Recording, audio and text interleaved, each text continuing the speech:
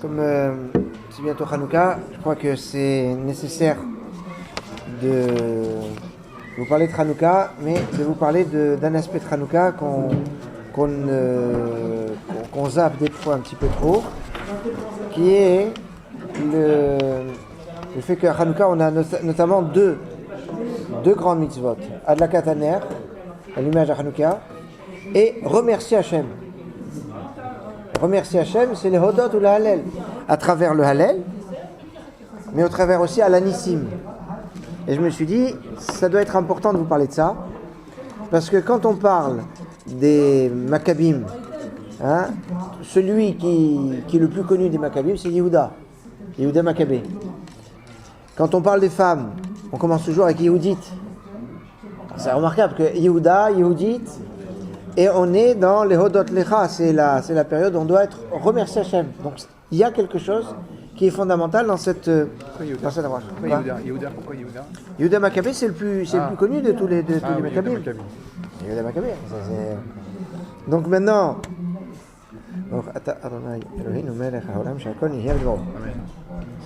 d'ailleurs, on n'a pas compris la semaine dans la paracha de l'histoire de Yehuda.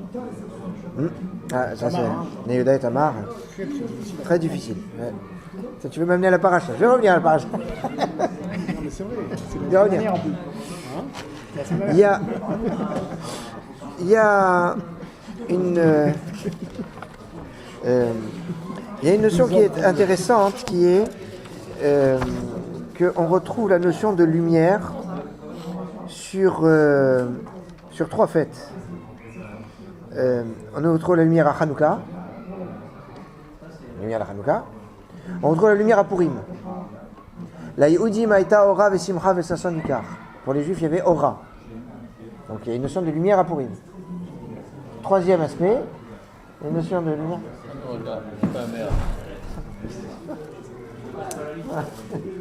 Encore à manger? Merci. D'accord, merci. Le vrai, tu me dis. Merci.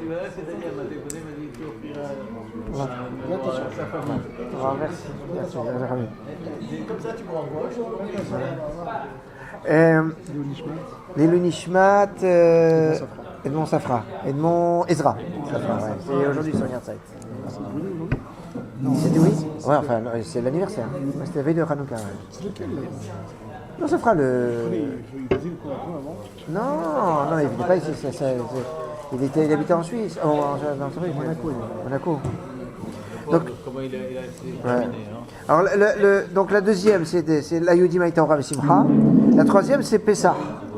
Pessah, on dit, Olchol Israël aya or b'mojvotam. Et Israël avait or de la lumière dans leur demeure. Il y a une complémentarité qui existe dans ces trois fêtes, qui sont en fait les fêtes de fin d'année, les véritables. C'est-à-dire que entre Hanouka, Purim et Pessah, je suis sur la fin et je commence le nouveau. Quand je parle de lumière de Pessah, c'est pas la fête de Pessah elle-même, mais c'est Rosh Chodesh. Puisque Rosh Chodesh Nissan, chez les Tunisiens, ils ont l'habitude de manger la pchicha et de mettre dans le kandil des bijoux. Pourquoi? Parce que le Chol Ben Israël, il y a or b'mojvotam. Ils avaient de la lumière. Or, cette lumière, c'est la lumière du Or HaGanuz, qui est du Maaseh Bereshit, qui est la lumière qu'on trouve à Hanouka. Et donc, on a une sorte C'est pour Mishkan Shilo? Et Purim, quel rapport? Purim, alors justement, C'est pas cause du Mishkan Shilo? Mishkan Shilo? Ouais, rapport à la sortie d'Égypte. Le Chicha. Ah, ça, la vérité, je n'ai pas ce pont. C'est un pont que je n'ai pas. C'est possible. Je dis pas non, mais je n'ai pas le. Le Mishkan, oui, pas Mishkan Shilo. Le Mishkan, oui. Le Mishkan, pas Mishkan Shilo. Ah, d'accord, oui, mais ce que j'entends dire. Non, c'est l'or et l'argent qu'ils ont pris d'Égypte qui va servir à construire le Mishkan. Donc il y a cette notion de lumière. Alors maintenant, ce qui nous manque dans. La lumière de Or HaGanuz, c'est la lumière que Kadosh Baruch Hu a créée au début de la création. Vayomer Elokim Yor, Vayor. Et donc cette lumière, elle pouvait permettre de voir à travers le temps et l'espace. C'est-à-dire à travers cette lumière, on peut voir dans l'avenir. Alors, j'ai imaginé des Réchaïm qui vont utiliser cette lumière, ils risquent d'en faire un mauvais usage. Donc Kadosh Baruch Hu l'a caché. Il l'a caché où? Dans la Torah. Et le moment où elle resplendit, c'est pendant la lumière de Hanouka. Puisqu'elle a éclairé le monde pendant 36 jours, et vous avez 36 lumières de Hanouka. C'est pour ça que il y a des tzadikim, quand ils regardaient les lumières de Hanouka, ils voyaient tout ce qui allait se passer dans l'année. Donc il y a une... Pourquoi elle a éclairé pendant 36 jours 36 heures parce qu'il y a eu... Ah, le premier jour. Oui, c'était en fait... 36 heures. 36 heures, ouais. Ah oui, pas 36 jours, 36 heures. Et c'est le rapport avec les 36 tzadikim dans lequel dans le monde, etc. Il y a aussi 36 lumières, non? C'est ça? Il y a 36 lumières aussi le premier jour, que Hachem il a mis de côté, non? Je crois qu'il y a 36 lumières. Hachem, il a mis 36 lumières le premier jour. Ouais, je crois qu'il y avait il y a 36 lumières. Ah, Le premier jour, il y avait 36 lumières. Le premier jour, pendant 36 heures, il y avait 36 lumières. Le Organous, il est réservé aux tzadikim, c'est ça? Eh ben oui. Et on y a accès. Il va se révéler quand? Hein? Il doit se révéler quand ce moment? Je sais pas, on m'a pas dit. Ganou, ça veut dire quoi? Caché. Caché. Ça veut dire Comme quoi? les Gnisa, c'est ce qu'on en fouille. Mais ça veut dire quoi?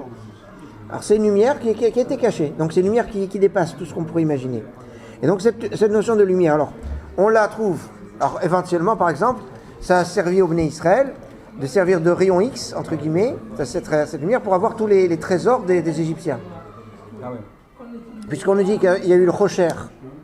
Rocher, c'est le symbole de la Grèce. Hein. Rocher, il y avait le Rocher, l'obscurité pour les Égyptiens. Ou le Chol Bnei Israël, il y a or, mais moi je vois, en Israël ils avaient or. Mais quel or? Ça ne pouvait pas être la lumière du soleil, parce que la lumière du soleil, si elle éclaire, elle éclaire tout le monde. Donc nécessairement, c'était Organous. Et comme maintenant ils avaient accès à Organous, donc ils avaient accès à pouvoir à travers les choses, à travers le temps et à travers les choses. Et donc c'est pour ça que ça c'est la dimension de Pessah qui nous lie à Hanouka. Maintenant au milieu on a Purim. Purim c'est le moment où je vais pouvoir dévoiler la présence d'Hachem dans la nature. Anori Aster Astir Panay. Je vais cacher mon visage. Et en partant de là, il y a quelque chose qui est marqué Vehayita Ar Sameach. Tu seras seulement joyeux. C'est quoi Vehayita Ar Sameach? Ar, Adar, Kislev. C'est les deux mitzvot, les deux mois où il y a des mitzvot des Rabbanan. Maintenant, comment fonctionne l'histoire? Parce qu'en fait, il y a une complémentarité qui existe entre Purim et Hanouka.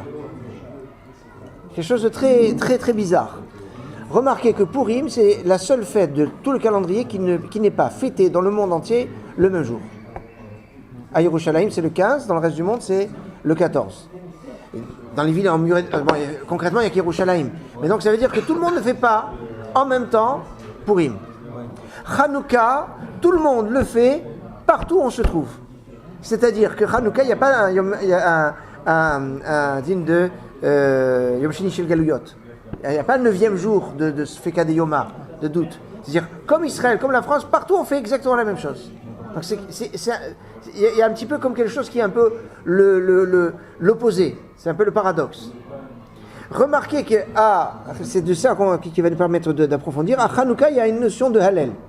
L'Igmor est Hallel. Pendant 8 jours, on lit le Hallel en entier avec les brachot, au début et fin. Qu'on soit avec Minyan ou qu'on soit seul. Purim, il n'y a pas de Hallel. Parce que le miracle a eu en Israël. Alors, pourquoi? 3 raisons ont été données.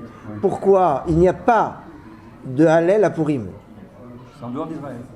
Alors, première raison, parce que c'est en dehors d'Israël. Deuxième raison, parce que à la fin de Purim, à la fin de l'histoire de Purim, on est toujours les esclaves de Ahashverosh, on n'est pas libérés. Troisième raison, Kriyata Zoilula, la lecture de la Megillah, ça remplace le Hallel. C'est-à-dire que j'ai pas besoin de dire le Hallel parce que de toute façon on lit la Megillah.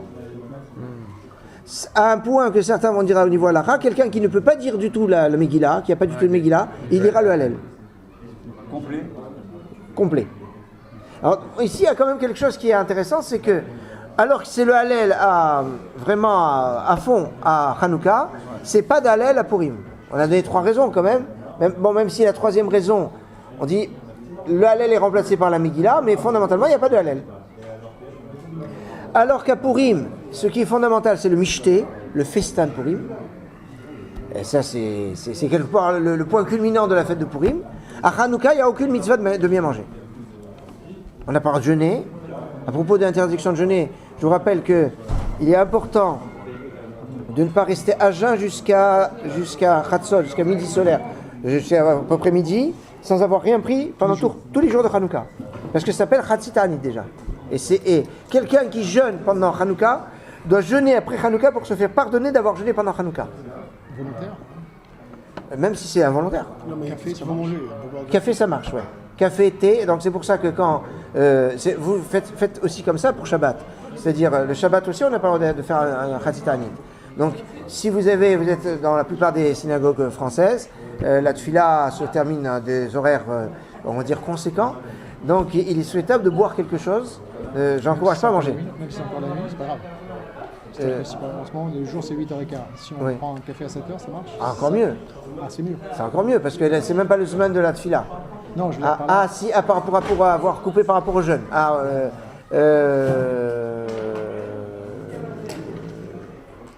C'est non, de toutes les façons, si on prend à 8h, certes, c'est pas encore le... 8h14. 8h14, c'est le Netzachama, mais le Hamoud HaShachar, si on devait jeûner, c'est Hamoud HaShachar, c'est plus tôt, donc il faut compter 7h.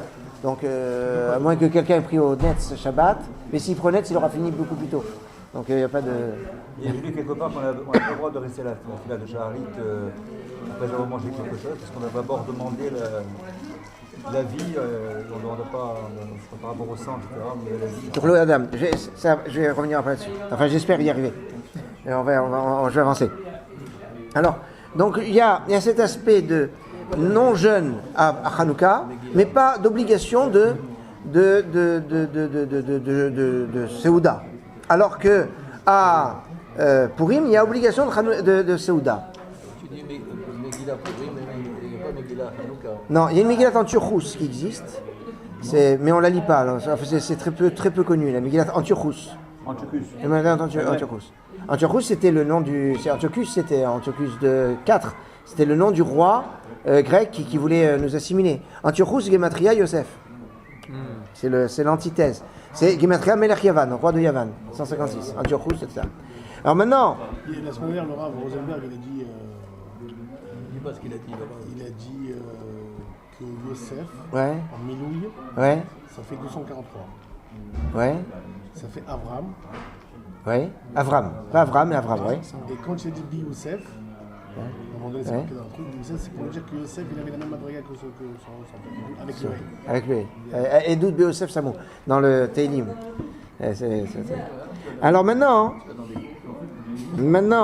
remarquez quelque chose qui est très intéressant, c'est que la victoire, le miracle de Hanouka est un miracle où c'est manifeste au niveau du ner Hanouka, la lumière de Hanouka. Mais c'est pas quelque chose qui s'est diffusé. À la différence de Purim, où la victoire militaire, entre guillemets, la victoire politique, elle s'est diffusée dans les 127 provinces. Mais elle est complètement cachée parce que c'est pas un miracle manifeste. C'est pas comme la fiole d'huile qui au lieu de durer un jour a duré 8 jours. C'est une victoire que la reine elle a réussi à sauver son peuple. Donc c'est caché, dévoilé. Et l'autre c'est dévoilé et caché. Vous voyez un petit peu Alors maintenant, ce qui en ressort dans la complémentarité de Hanouka et Purim, c'est que Hanouka c'est niveau spirituel, Purim c'est au niveau matériel. Hein, c'est ce qui ressort. Or, on a vu la semaine dernière que, je ne sais pas si j'ai vu ça avec vous, alors comme ça un petit peu de paracha, on nous dit que Réhouven, quand il a vu que ses frères voulaient tuer Yosef, il a dit à Shlichu oto à Bora, on va le jeter dans un puits. On dit à Borek et Bomaïm, mais le puits était vide, il n'y avait pas d'eau. Alors d'eau il n'y avait pas, mais Nechashim Akravim il y avait. Hein, c'est Nechashim ve'Akravim yesh, Nechashim ve'Akravim yesh, Rachetevot Yavan. Passage. Ça fait Grèce. Donc c'est la confrontation avec la Grèce. C'est grâce à Yosef qu'on peut s'en sortir, parce que Yosef était beau. Or, la Noï, c'est Yavan à l'envers. Hein, c'est pas Nogi. Donc, C'est vrai que c'était de la beauté. Ouais. c'est la beauté. Yafte Elohim et Yafet. Il a raconté, il a expliqué ce que ça voulait dire, c'est Nahash. Ah oui, Nahash, c'est... Fondamentalement, par rapport au rêve, par rapport à Freud. C'était Ah oui. extraordinaire. Ah d'accord. Ah, c'est pas mal. Nahash, c'est la pulsion, Ouais. le désir, et l'autre, Akrav. Akrav, c'est l'esprit de rébellion, de ne pas être d'accord, Ah. s'opposer à. Ok, il déracine toujours. C'est ça, on ne veut pas être d'accord. On veut pas être d'accord. Il faut enlever ça. C'est pas mal. Donc c'est fait. Il est confronté à ce problème-là. Et ils ont- les deux et époques son entre subconscient. Hanouka et Purim, elles sont très lointaines. Pardon? Les deux époques entre Hanouka. Deux époques sont assez lointaines. Une, c'est avant la construction du premier temple, et l'autre, c'est au milieu du deuxième temple. Il y a à peu près 2 siècles de différence. Donc maintenant, on nous dit de Réhouven, il a voulu sauver son frère, et il a marqué la Tzilo, pour le sauver. La Torah dit que c'était pour le sauver. Quel le sauver? Le jeter dans un puits où il y a des scorpions et des serpents. Par le fait qu'il tombe, il va pousser les scorpions et les serpents, c'est à ce moment-là où ils vont l'attaquer. Donc, au point qu'on nous dit que si une femme, son mari est tombé dans un puits où il y a des scorpions et des serpents, elle peut se marier. Parce qu'elle est, c'est Batouar qu'elle est veuve. Donc c'est Batouar qui est mort. Donc ça, Réhouven, tu dis, il a sauvé. Et là, de l'autre côté, Yehuda, on dit, va Yered Yehuda Me'etechav. Yehuda a été descendu parmi ses frères. Parce qu'ils ont dit, c'est à cause de toi si on a vendu Yosef, etc. Mais qu'est-ce qu'il a fait Yehuda? Il a dit, ma betsa kinarog et achin, ou quel intérêt qu'on va tuer notre frère?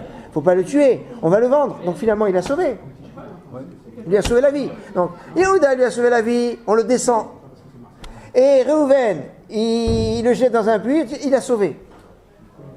Parce qu'on a dit, Gadol amahatio mina horgo. Et plus grave, celui qui fait fauter son prochain que celui qui le tue. Ça ne veut pas dire qu'il faut tuer. Mais ça veut dire que c'est encore plus grave de le faire fauter que de le tuer.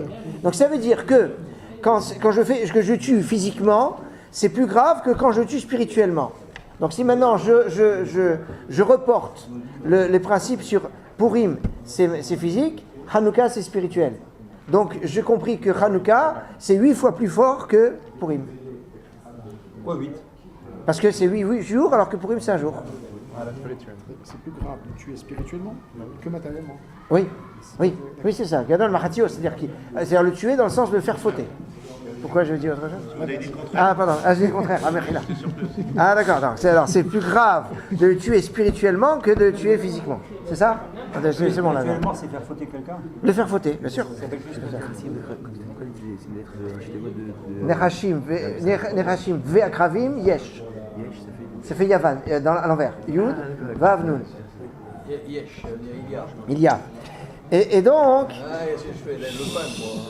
Alors là, sur ce principe de. Vous avez rendu des tzadikim. Ah, Baruch Hashem, les grands, Gdolim, Gdoïla Adoyer. Et alors, je veux rebondir sur cet aspect de l'importance du Hallel pour rentrer dans un principe de Halakha. Le Hallel, on le fait donc dans la Tfila, et à part le Hallel qu'on fait pendant 8 jours, on dit Alanissim. Alors, à propos de Alanissim, on dit Alanissim dans la bracha de Oda'a, de remerciement, de Modim, dans la Hamida, et dans la bracha de Nodé, dans le Birket Hamazon. C'est pas au rajout habituel où on dit Alev Yavo, c'est dans la notion de remerciement. La Gemara Shabbat, Daf Kaf Dalet, page 24a, on dit, est-ce qu'il faut dire Alanissim dans le Birket Hamazon? Pardon? Page 24, 24a. Shabbat. Hein? Shabbat. Shabbat. C'est dans Maseret Shabbat qu'il y a toute la Sougia de Hanouka. Alors, elle se pose la question. Alors, il en ressort. Pourquoi il dit? Est-ce que je dis Alanissim dans le Birkat Hamazon? Dans la Tfila, c'est évident, je dis Alanissim. Mais dans le Birkat Hamazon, je ne suis pas sûr. C'est ce que pose la Gemara. Et alors, alors, pourquoi la Gemara se pose la question sur que le Birkat Hamazon n'est pas dans la Tfila? Alors on pourrait dire, dans le prolongement, c'est pour ça que je dis ça maintenant, dans le prolongement de ce qu'on a dit, comme c'est pas un riouf de manger à Hanouka, puisque c'est tout spirituel, donc j'aurais pu penser qu'il n'y a même pas besoin de mentionner la Hanouka dans le Birkat Hamazon, puisque c'est manger.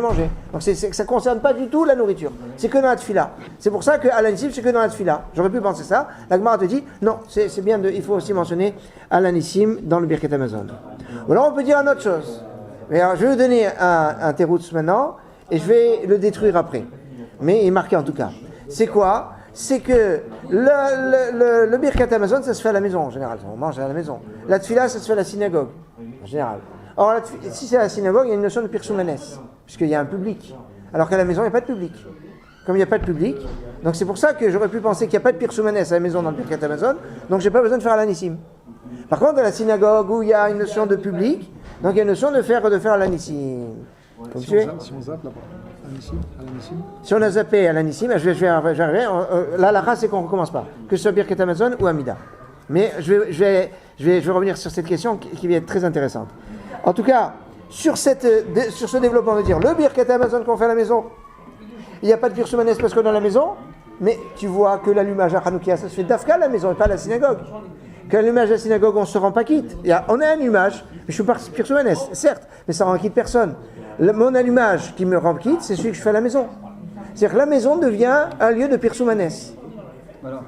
Mais à travers le Ner Hanouka, pas à travers le Birkat Hamazon. Donc ça justifie qu'on fasse ça Donc ça justifie qu'on fait à la maison à l'anissim, puisque tu vois que tu allumes à la maison. Donc j'aurais pu penser que non, parce que c'est la maison, mais tu vois de l'obligation que j'allume à la maison le Ner Hanouka, ça va me démontrer qu'il y a un sens de dire à l'anissim aussi à la maison. Donc la question de la Gemara, c'est la Vamina, et finalement je peux répondre. La maison, c'est le lieu par excellence. C'est le lieu par excellence. Non mais c'est un lieu interne. C'est un lieu qui n'est pas sur une notion de pirsoum vers l'extérieur. Mais oui, Puisqu'on veut un pirsoum vers l'extérieur. Mais attends, excuse-moi. Et ça va tellement loin, c'est qu'aujourd'hui, le pirsoum, c'est l'intérieur dans la maison. C'est-à-dire, pour Tosfot, l'essentiel du pirsoum anès aujourd'hui, c'est la famille. C'est pas le truc, oui. Excuse-moi, il y a une halakha qui dit qu'on doit poser le Hanouka. devant la fenêtre pour qu'il y ait un... pour les- Attention, ça dépend où on habite. Hein. Ouais, non, Ça- mais donc non, si, non, si on c'est- demande ça veut dire qu'on considère que la maison, projetant sur l'extérieur, c'est aussi un prisme. Non, mais attention, quand on dit la fenêtre, il ne faut pas habiter à plus de 10 mètres du sol, de la rue. Ah bon? Ah oui, sinon il n'y a plus de sens de mettre à la fenêtre. On a dit, c'est mieux encore. J'ai vu quelqu'un qui disait que quelqu'un qui met la fenêtre et qui habite à plus de 10 mètres, c'est pas sûr qu'il est quitte. Pourquoi? Alors je vous explique. Parce qu'il y a marqué dans la Gemara que celui qui met sa Hanoukia au-dessus de 20 mètres, psoula. Il n'y a pas marqué Yorid. Et là-dessus, il y a un problème. Il y a marqué qu'elle n'est pas soule, il n'y a pas marqué qu'il la descende. Alors que pour le Mavoy, qui est aussi des Rabbanan, on dit si c'est au-dessus de 20, il doit le descendre. On dit pour la Souka, si elle est au-dessus de 20, elle est psoula. On a donné le même din de la Hanoukia, la même que la Souka.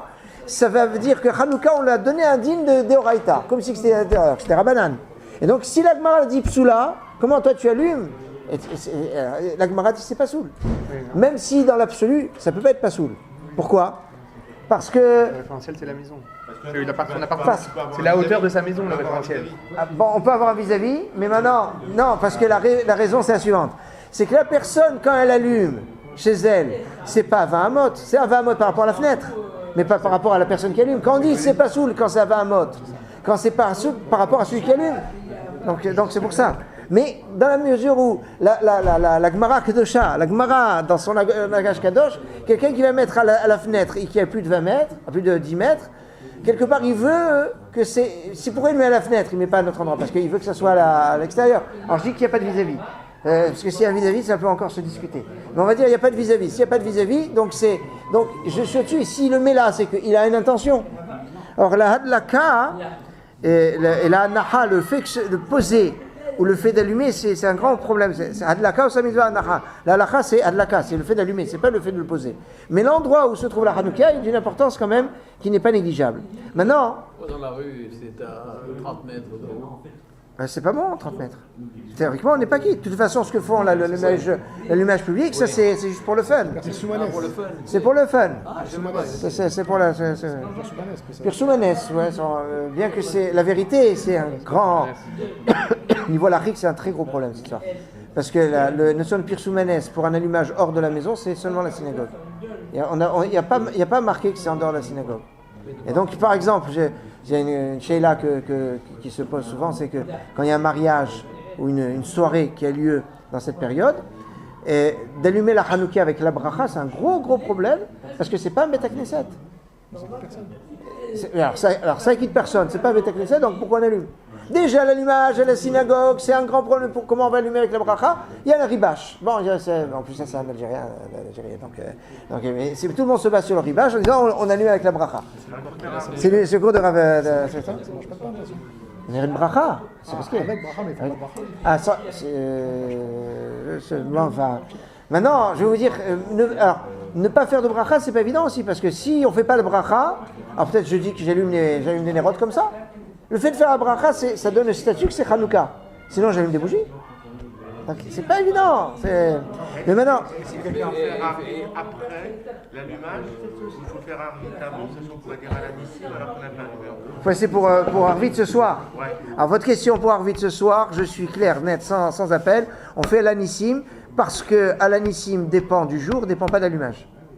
Donc même si on n'a pas encore allumé. Même si on n'a pas encore allumé. On parle du miracle sans l'avoir encore fait. De toutes les façons, dans l'Anissim, on ne fait aucune référence au miracle de la fiole. C'est le miracle de la victoire militaire uniquement.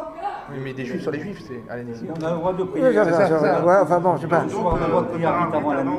On a droit, comme tous les jours, de prier vite avant la nuit et de dire à l'Anissim, même si parce que quelque part, bien qu'il n'y ait pas, on voit ça même dans Rosh Chodesh où il n'y a pas de Issour, il n'y a pas une notion de Kdusha qui me permet de dire on va faire venir le jour avant. Il n'en reste pas moins qu'on peut faire à l'Anissim et Yarlev Yavo par exemple à Rosh Chodesh, bien qu'il fasse encore jour et bien qu'il n'y ait pas une notion de Issour Melacha.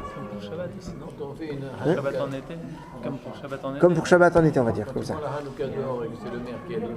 Ça va pas ça. C'est pas grave, comme ça, il n'y a pas de risque de bracha. Ouais, tu peux faire le maire, la père, le frère, les sœurs. Par contre, si on peut attendre que tout le monde soit là, c'est quand même C'est mieux. À la maison. à la maison. Alors, c'est ce que je conseille, mais c'est pas ce que conseille tout le monde. Il y en a qui disent que c'est mieux de faire à l'heure. Mais ce que je conseille, c'est que toute la famille soit réunie. Même si c'est le premier soir. Même si, que toute la famille soit réunie. Vous avez évolué depuis la semaine dernière. Ouais, il y a. Je vais attendre plutôt qu'à la 5h40. Après, vaut mieux. C'est à 5h45. J'ai pas dit à l'heure pile, ouais. Pas rien qui disent à l'heure, quoi qu'il arrive, tout seul. Oui, c'est parce qu'à cause du Rambam. C'est parce que le Rambam dit que j'en ai dépassé une demi-heure, c'est fini. Je ne peux même plus faire la bracha. Mais après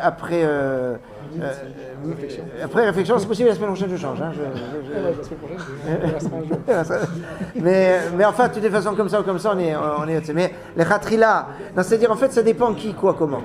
Je vous ai dit, c'est que si c'est le mari ou si c'est la femme qui est à la maison. Si c'est la femme, à la rigueur, c'est plus facile qu'elle allume, même si le mari n'est pas là. pourquoi le mari ne serait pas. Parce que si maintenant lui il n'est pas bien, alors elle attend évidemment. Mais la réciproque est plus embêtante parce que Ner Ish ou Veto, Veto c'est sa femme. Donc si elle n'est pas là, mais par contre j'ai vu un digne intéressant. Mieux vous l'attendre. Moi je conseille. Surtout maintenant, je vous dis un halakha sur ce principe. Imaginez le premier jour, ce soir, la femme elle n'est pas là, elle dit à son mari allume, c'est pas grave. Même si je ne suis pas là, je préfère que tu allumes à l'heure. Alors c'est ça. Alors, c'est la question. Donc, il allume, il fait Shérianou. Et demain, elle à l'allumage aussi. Et bien, elle fait Shérianou, elle. Parce qu'elle n'a pas eu Shérianou du premier jour. Donc, c'est un ridouche que j'ai vu. C'est un ridouche intéressant, ça. On doit faire donc chez le deuxième jour. Si on n'a pas fait le premier jour, alors elle n'a pas fait le premier jour. Elle est yotse, elle, de la Hadlaka. Et là, j'ai vu une chose, mais celle-là, on est trop court pour. Sur une distinction entre être yotse de l'allumage ou être yotse des brachot. On est yotse de l'allumage par quelqu'un d'autre. Mais je ne suis pas yotse des brachot. Je n'ai pas besoin d'être yotse des brachot, sauf chez Anissim et chez Rianou. C'est pour ça que, même pour Avodia Yosef, qui dit qu'on ne doit pas dire Baruch Hu Baruch Shemo, je dis pour Avodia Yosef parce que pour Baruch Shemo Messas, on peut et on doit dire Baruch Hu Baruch Shemo au brachot quand on se rend qui douche.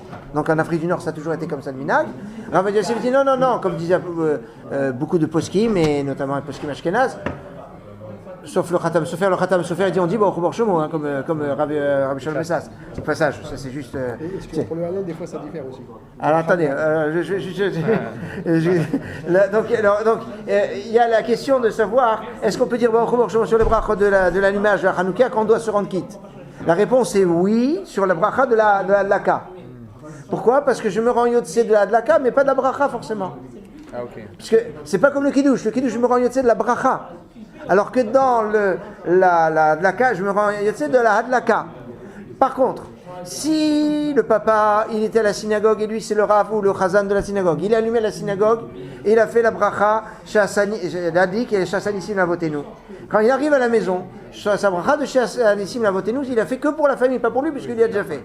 Donc là, il ne faut pas qu'il réponde Baruch Hu Baruch Shemo et Amen. Enfin, Amen, si oui, mais il ne faut pas qu'il réponde Baruch Hu Baruch Shemo. Parce que sinon, ils vont couper dans la bracha. Ils ne vont pas se rendre yotse. Donc c'est le cas où il ne faut pas qu'il réponde Baruch Hu Baruch Shemo. Pas ?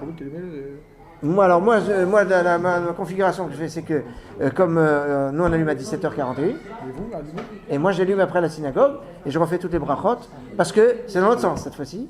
Et dans l'autre sens, comme il y a le ribash, il dit à la synagogue on fait toutes les brachot et le ribash. Et j'ai validé par le Rav Aouzi, parce que j'étais Des trucs que j'ai demandé qui valide, il m'a validé, il m'a dit c'est comme ça. Si par accident quelqu'un il allume une bougie de Hanouka, mais il a oublié de dire la bracha, Il est yotse. Ein brachot me'akevot. Par contre, chez Hassan ici, mais chez Rianou, il peut faire. Alors, il peut les faire une fois qu'il les a allumés. D'ailleurs, mieux encore, on a dit tout à l'heure que dans le minhag du Maroc, par exemple, c'est d'allumer, faire la bracha. On allume et faire la bracha chez Hassan ici, mais après avoir allumé. Une fois que les lumières sont. Ça, parce que la bracha de chez Hassan Nissim et chez Rianou, on peut les faire à la Riya. Donc il peut avoir la Riya. Donc si je fais ça Nissim avant d'avoir allumé, il y a problème. Bon, le minhag général, c'est de faire toutes les 3 brachot et après allumer. Par contre, est-ce qu'on fait la bracha? Il y en a qui allument le shamash avant. Ils font Shamash, la bracha, ils allument avec le shamash la première bougie, la première lumière. Ouais. Mais tu vois, il y a une distinction si les lumières sont faites avec des bougies ou avec de l'huile. Le principe est le suivant. À quoi sert le shamash? Est-ce que le shamash, c'est ce qui s'appelle ner nosaf, c'est-à-dire c'est une lumière supplémentaire pour ne pas profiter des autres lumières, ou c'est pour allumer les autres? Alors, donc ça c'est toute la problématique. En général, le mieux, c'est qu'on ait un shamash et un ner nosaf. C'est-à-dire un qui allume et un qui est une lumière en plus. Alors, si c'est ce cas, donc j'ai une première lumière. C'est là, il faut que je l'allume avant de faire la bracha. Bien sûr. Donc je l'allume. Une fois que j'ai allumé, je fais la bracha, la Livnei Hanouka, et j'allume mes lumières. Mais la première bougie, évidemment. Pas le shamash en premier, parce que le shamash, c'est pas la mitzvah. Et donc ça fait un FC contre la bracha et la mitzvah. Et j'allume le shamash en dernier. Maintenant, c'est possible que le shamash, qui est en fait Ner Nosaf, c'est celui qui me permet d'allumer les autres. Dans ce cas-là, je l'allume en premier, mais avant la bracha. Mais il sert à quoi ce chômage finalement? Et allumer les autres. Dans le deuxième cas, c'est allumer les autres. Dans le premier cas, c'est seulement le shamash. Il y en a un qui allume et l'autre qui est là juste pour ne pas profiter de la lumière de. Pour les autres, il faut les mettre le chômage obligatoire, pas avec directement sur. Alors le chômage, il ne sert à rien. Non, si on peut avec ça, non, vous pouvez avec une allumette. Le problème de l'allumette, c'est qu'elle se consume vite et que vous avez vous brûler les doigts. C'est pour éclairer le. C'est pour ne pas profiter de la lumière et pour montrer qu'on ne veut pas profiter de la lumière de Hanouka. D'accord. Donc dans tous les cas. Oui, mais aujourd'hui, il y a des ampoules. Alors, comme il y a des ampoules aujourd'hui, c'est vrai qu'on n'aurait pas besoin du shamash, mais on met le shamash quand même pour bien montrer qu'on ne veut pas profiter des lumières de Hanouka, au cas où il y a une interruption, une coupure de panne de courant. À l'anissime, si on veut le dire, avec une lumière éclairée, la lumière, ça suffit celle-là Oui, ça suffit. Ça suffit, oui. C'est pas une lumière de Hanouka qui doit. Non, justement, elle, on peut en profiter. Et grâce à elle, on peut profiter. En plus de ça, il y a un autre principe, c'est qu'il y en a qui disent qu'on n'a pas le droit d'utiliser pour un tashmish de hol. Mais étudier ou faire quelque chose de Kodesh, on pourrait faire à la lumière. C'est une marloquette rishonim. De savoir est-ce qu'on peut utiliser la lumière de Hanouka pour quelque chose de Kadosh. Parce que la Gemara dit on ne peut pas compter l'argent. Mais autre chose, peut-être qu'on pourrait. C'est une marloquette rishonim. Donc si j'ai un shamash en plus, et que. C'est vrai que alors c'est sûr qu'on est. Les bits 500, oui. Est-ce que ça voudrait dire qu'une fois qu'on a allumé, on n'a pas de faire de tâches domestiques, mais est-ce que par exemple on peut quitter la maison parce qu'on doit aller chez le. D'après la halakha, on a le droit. Mais c'est conseillé de rester à côté. D'après la halakha, vous n'êtes pas obligé de rester à côté des nérotes de Hanouka. Ce n'est pas une obligation. C'est souhaité. C'est souhaité de rester pendant une lumière. Le halal, c'est un halal complet ou... Le halal complet avec bracha, c'est pas souhaité, c'est obligatoire. Ça, mais ça c'est le matin. Oui, c'est la journée. D'accord, donc on peut allumer et sortir. C'est demain la On Birkat peut, Kohanim. dans l'absolu, mais c'est mieux de prévoir de rester à côté pendant une demi-heure. Là, il n'y a pas de demain la Birkat Kohanim. Il n'y a pas de mincha, il n'y a pas de tahanoun parce qu'il est comme ça pendant une jour. Demain la Birkat Kohanim. La Birkat Kohanim, c'est demain dans la Tefila. C'est intéressant parce que je vais finir avec ça. La Kriyat Torah de Hanouka, elle commence avec Birkat Kohanim et elle finit par la Menorah. La Birkat Kohanim, c'est la bracha qu'ont gardé les Kohanim aujourd'hui. Et la Menorah, c'est l'allusion à la Misa de Hanouka. Et au milieu, qu'est-ce qu'il y a? L'inauguration des 12 princes. Hazak Hanouka Samar. Dernière. Ouais. Vous avez dit en fait Hanouka, Purim et Pessah, c'est des fin d'année en fait. C'est-à-dire c'est la fin, non, c'est l'ensemble Hanouka, Purim, Pessah, c'est-à-dire Pessah en fait, c'est-à-dire plutôt le début de Pessah. C'est la fin qui nous prépare à nouveau Pessah. Arvid, je le fais dans la maison. Arvid, je le fais avant, ou après. Si tu fais tout seul, tu fais d'abord Arvit et après tu allumes. Parce que tu as dit, je vais te dire Kodem et l'Oraïta. À quelle heure l'arbitre Arvit, tu peux à 35, tu peux commencer. 35 quoi. Dans 17h35. Tu veux plutôt? Non, ça fait J'ai une question. Si, Non, 41 pour l'allumage, mais Arvit, bon, on peut renier un petit peu. si j'habite en étage à plus de 20 modes, Ouais. qu'est-ce qui me fait faire de laisser à la porte d'entrée de la maison, à l'extérieur en appartement? À la porte de la salle à manger. Pour garder. Ah, la porte de la salle à manger. Vis-à-vis, non laisser tomber l'histoire du vis-à-vis. C'est mieux que de le mettre à la porte de l'entrée de la maison de... Non, moi je conseille à la porte de la salle à manger, puisque ça dépend de la configuration de la maison, mais à la porte qui donne sur les escaliers quand il y a peut-être urgence, c'est pas. C'est comme Bien ça. que certains. Mishnah Boura et Ravet Chaim me ramène comme ça. Hein. Ouais. Il dit que tu veux te faire comme ça. C'est-à-dire Dans Mishnah Boura, il dit que tu mets à la porte de l'entrée de la maison. Il L'entrée dit de la s'il y a la maison. mezouza, il faut la mettre de l'autre côté de la Non, mezouza. mais la mezouza, vous avez aussi à la porte de la salle C'est à manger. vrai, ouais, non mais en fait, Bon, maintenant aussi, ça dépend aussi des configurations. Est-ce qu'il y a des ghettos? Si une musique s'éteint avant la demi-heure, qu'est-ce qu'on fait? On peut la rallumer, c'est mieux de la rallumer, mais on n'est pas obligé. Tu as dit ce soir 6h moins 20 et tous les jours 6h moins 20. Tous les jours, sauf veille de Shabbat.